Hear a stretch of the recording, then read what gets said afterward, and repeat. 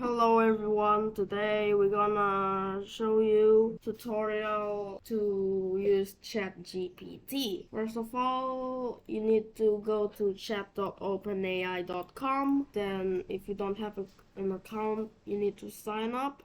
Then I have an account, so we're gonna continue with Google. And here now we have ChatGPT.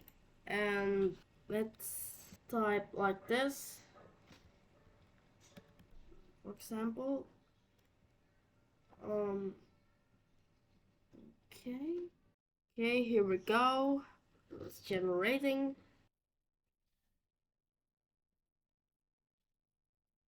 Right, there's 8 of them. So that's it for today's video about using ChatGPT. If you have any questions, feel free to comment.